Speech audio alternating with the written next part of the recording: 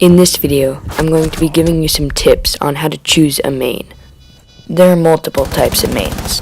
Obviously, you can have an attacking main and a defending main.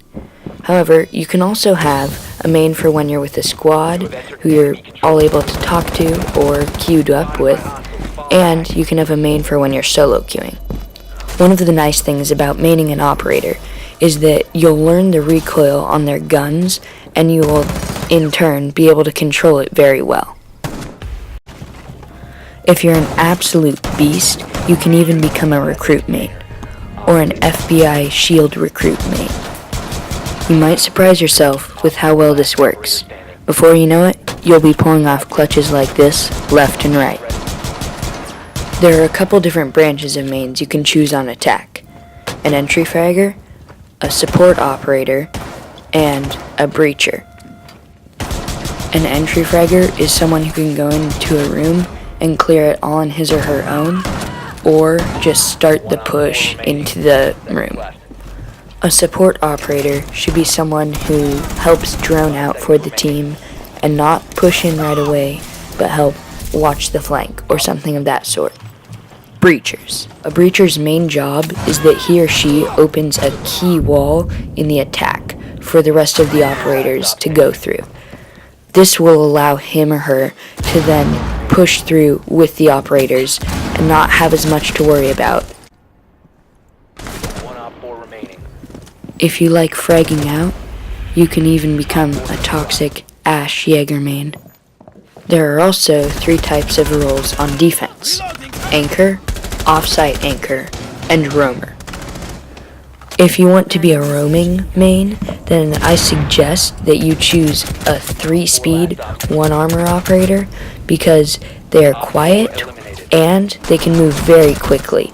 This will allow you to get fantastic flanks and get the drop on enemies. Now, most 2-armor, 2-speed operators are fantastic offsite anchors. They are great for shutting down pushes, and that's what an offsite anchor should be doing.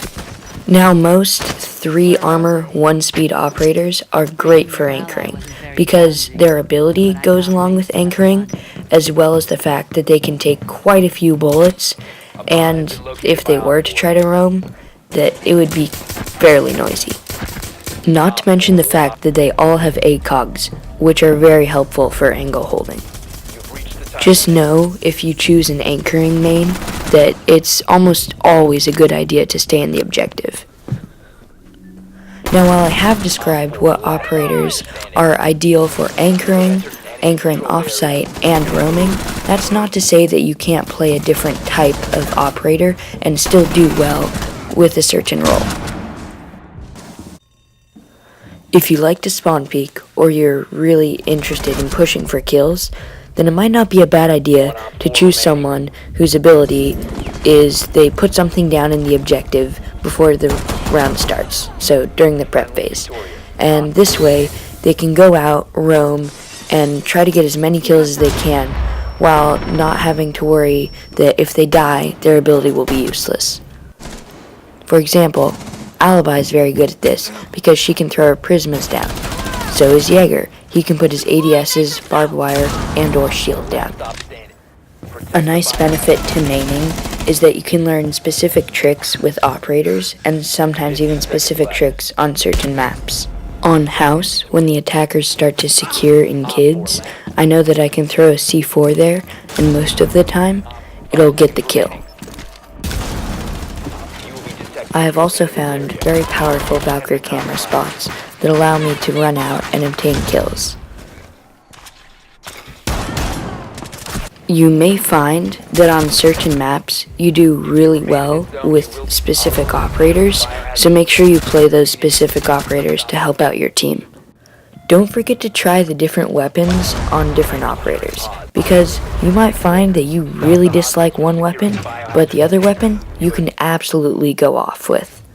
Now, please enjoy this ace.